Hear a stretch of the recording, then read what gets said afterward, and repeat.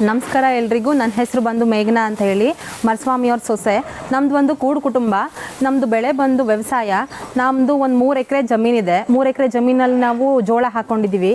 ನಾವು ಒಂದು ಮುಖ್ಯವಾಗಿ ಹಸು ಮತ್ತು ಆಡುಗಳನ್ನ ಸಾಕಬೇಕು ಅಂತ ಹೇಳಿ ತೀರ್ಮಾನ ಮಾಡ್ಕೊಂಡು ಸಾಕ್ತಾ ಇದ್ದೀವಿ.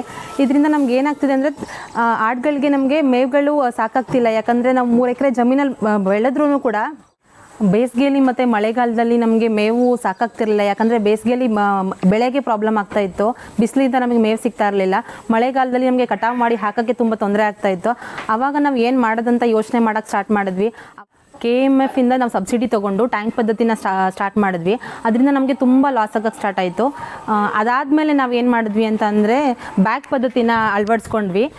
ಇದರಿಂದ ನಮಗೆ ಸ್ವಲ್ಪ ದಿನ ಓಕೆ. ಆದರೆ ಏನಾಯ್ತು ಅಂದರೆ, ನಾವು ತುಂಬ ಟೈಟಾಗಿ ತುಂಬಿಲ್ಲ ಅಂತ ಅಂದರೆ ಏರ್ ಸೇರಿಕೊಂಡು ಮೇವುಗಳು ಹಾಳಾಗ್ತಾಯಿತ್ತು. ಮತ್ತು ತುಂಬ ದಿನ ಇಟ್ಟರೆ ರುಚಿ ಹಾಳಾಗ್ತಾಯಿತ್ತು. ಕೆಲವು ಟೈಮಲ್ಲಿ ಮಳೆಯಿಂದ ನೀರುಗಳು ಸಾದ್ರೂ ಕೊಳ್ತೋಗೋ ಥರ ಪ್ರಾಬ್ಲಮ್ ಬಂತು. ಅದಾದಮೇಲೆ ಇಲಿ ಎಲ್ಲ ಕಚ್ಚಿ ಮೇವು ವೇಸ್ಟ್ ಆಗ್ತಾಯಿತ್ತು. ಇದರಿಂದ ನಮಗೆ ಟ್ಯಾಂಕ್ ಪದ್ಧತಿ ಮತ್ತು ಬ್ಯಾಗ್ ಪದ್ಧತಿ ಎರಡೂ ನಮಗೆ ಫೇಲ್ ಆಯಿತು. ಸ್ವಲ್ಪ ಲಾಸ್ ಆಗೋಕ್ಕೆ ಸ್ಟಾರ್ಟ್ ಆಯಿತು. ಆವಾಗ ನಾವು ಯೋಚನೆ ಮಾಡಿದ್ವಿ ಮುಂದೆ ಏನು ಮಾಡ್ಬೋದು ಅಂತ. ಆವಾಗ ನಾವು ಮದ್ದೂರು ಕೃಷಿ ಇಲಾಖೆಗೆ ಹೋಗಿ ಭೇಟಿ ಕೊಟ್ವಿ. ಅಲ್ಲಿ ನಮಗೆ ಒಂದು PMFME ಯೋಜನೆ ಅಡಿ ಸೈಲೇಜ್ ಮಷಿನ್ ಇದೆ ಅಂತ ಹೇಳಿ ಅದ್ರ ಮಾಹಿತಿ ಕೊಟ್ಟರು. ಕಾಸ್ಟ್ 10 ಲಕ್ಷ ಆಗುತ್ತೆ ಅಂತ ಹೇಳಿ ನಮಗೆ ಕೃಷಿ ಇಲಾಖೆಯಿಂದ ತಿಳಿಸಿದ್ರು. ಮತ್ತು 50% ಸಬ್ಸಿಡಿ ಇದೆ ಅಂತ ಕೂಡ ಮಾಹಿತಿ ಕೊಟ್ಟಿದ್ದರು.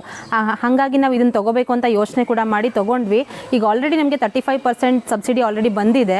ಇದರಿಂದ ನಮಗೇನು ತೊಂದರೆ ಅಂತೂ ಆಗ್ತಿಲ್ಲ. ಯಾಕಂದರೆ ತುಂಬ ಚೆನ್ನಾಗಿದೆ. ಎಷ್ಟು ದಿನ ಬೇಕಾದರೂ ಮೇವನ್ನ ಸ್ಟೋರ್ ಮಾಡ್ತಾ ಇದ್ದೀವಿ. PMFME ಸಬ್ಸಿಡಿ ಯೋಜನೆ ಅಡಿಯಲ್ಲಿ ನಾವು ತೊಗೊಂಡಿದ್ದಂಥ ಮಷಿನ್ ಬಂದು ಇದೇ ಆಗಿರುತ್ತೆ. ಇದು ಬಂದು ಕಾರ್ನೆಕ್ಸ್ ಕಂಪ್ನಿದು.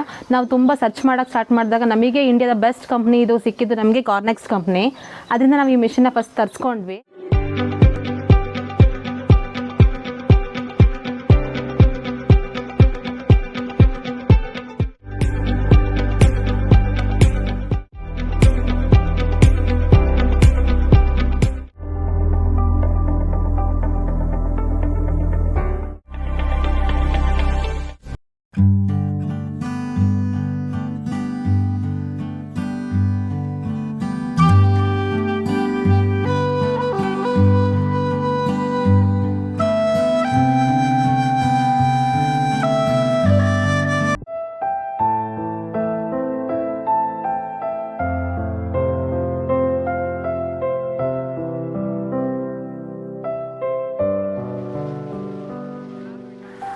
ಎಪ್ಪತ್ತೈದರಿಂದ 80 ದಿನದ ಜೋಳನ ನಾವು ಗದ್ದೆಯಿಂದ ಕಟಾವು ಮಾಡ್ಕೊಂಡು ತೊಗೊಂಡು ಬರ್ತೀವಿ.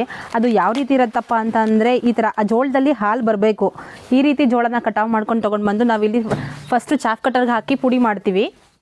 ಈ ರೀತಿ ಪುಡಿಯಾದಂಥ ಮೇವಿಗೆ 1 ಟನ್ ಮೇವಿಗೆ ನಾವು 10 ಲೀಟ್ರ್ ನೀರು ಜೊತೆಗೆ 1 kg ಬೆಲ್ಲ, 1 kg ಉಪ್ಪು ಮತ್ತು ಅರ್ಧ ಲೀಟ್ರ್ ಮೊಸರನ್ನ ಮಿಕ್ಸ್ ಮಾಡಿ ಇಷ್ಟು ಮೇವಿಗೆ ಸ್ಪ್ರಿಂಕಲ್ ಮಾಡ್ತೀವಿ. ಅದಾದಮೇಲೆ ಕನ್ವೇಯರ್ ಬೆಲ್ಟ್ಗೆ ಬಂದು ಇಲ್ಲಿ ನೋಡ್ತಾ ಇದ್ದಿಲ್ಲ, ಈ ರೀತಿ 25 kg ಬೇಲ್ ರೆಡಿ ಆಗುತ್ತೆ.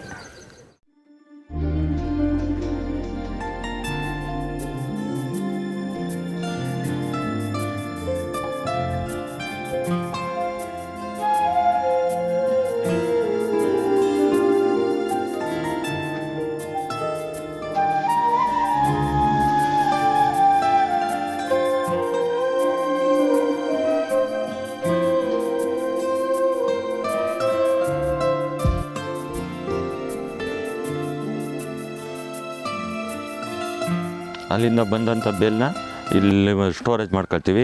ಯಾವುದೇ ಮಳೆ ಗಾಳಿ ಬಿಸಿಲುಗೆ ಏನೂ ತೊಂದರೆ ಆಗೋದಿಲ್ಲ. ಇದನ್ನು 21 ದಿನ ನಂತರ ನಾವು ಆಡು ಕುರಿಗಳಿಗೆ ಹಸುಗಳಿಗೆ ಬಳಸ್ಕೋಬೋದು. ನಮ್ಮಲ್ಲಿ 3 ಎಕರೆ ಜಮೀನಿದೆ. ಅದರಲ್ಲಿ 2 ಎಕರೆ ಜಮೀನಿಗೆ ಮೆಕ್ಕೆಜೋಳ ಹಾಕೊಂಡಿವಿ. ಅದಲ್ಲದೆ ರೈತರಿಂದಲೂ ಟನ್ಗೆ 4,000 ಕೊಟ್ಟು ಖರೀದಿ ಮಾಡ್ಕೊಳ್ತಾ ಇದ್ದೀವಿ. 1 ಟನ್ನು ಮೇವು ಕತ್ತರಿಸೋದ್ರಿಂದ 40 ಬೇಲಾಗುತ್ತವೆ. 40 ಬೇಲನ್ನು ನಾವು ಒಂದು ಬೇಲ್ಗೆ 180ರಿಂದ 200 ರೂಪಾಯಿಗೆ ಮಾರಾಟ ಮಾಡ್ತೀವಿ. ಅದಲ್ಲದೆ ನಾವು ಆಡು ಕುರಿಗಳಿಗೂ ನಾವು ಯೂಸ್ ಮಾಡ್ಕೊಂಡು ಮೇಲೆ ಆಡು ಕುರಿಗಳು ಸಾಕೊಂಡಿದ್ದೀವಿ. ಕೆಳಗಡೆ ನಾಟಿ ಕೋಳಿ ಇದೆ. ನಾಟಿ ಕೋಳಿಯಿಂದ ಅದರಿಂದಲೂ ಆದಾಯ ಬರುತ್ತೆ ನಮಗೆ. ನಾಟಿ ಕೋಳಿನೂ ಒಂದು ಕೆಜಿಗೆ 350ರಿಂದ 400 ರೂಪಾಯಿ ಗಂಟು ಕೊಡ್ತಾಯಿದ್ದೀವಿ. ಆದರೂ ಇಲ್ಲಿಗೆ ಬಂದು ತಗೊಂಡು ಹೋಗ್ಬೇಕು. ಒಂದು ಮೊಟ್ಟೆ 15 ರೂಪಾಯಿ ಕೊಡ್ತಾಯಿದ್ದೀವಿ. ಇದರಿಂದಲೂ ನಮಗೆ ಆದಾಯ ತುಂಬ ಬರ್ತಾ ಇದೆ. ಅದರಲ್ಲೂ ಗೊಬ್ಬರದಲ್ಲಂತೂ ನಮಗೆ ಗೊಬ್ಬರಕ್ಕೆ ತುಂಬ ಬೇಡಿಕೆ ಇದೆ. ನಾವು ಸಾವಯವ ಗೊಬ್ಬರ ಮಾಡ್ಕೊಂಡು ನಾವೇ ಮಡಿಕೊಂಡು ಇನ್ನು ಮಿಕ್ಕಿದ್ದನ್ನು ಟನ್ ಲೆಕ್ಕದಲ್ಲಿ ಮಾರಾಟ ಮಾಡ್ತಾಯಿದ್ದೀವಿ. ಎಲ್ಲರ ಒಟ್ಟಾರೆ ಸೇರಿ ನಮಗೆ ಒಂದು ವರ್ಷಕ್ಕೆ 6ರಿಂದ 7 ಲಕ್ಷ ಆದಾಯ ಅಂತೂ ಖಂಡಿತ ಬರುತ್ತೆ.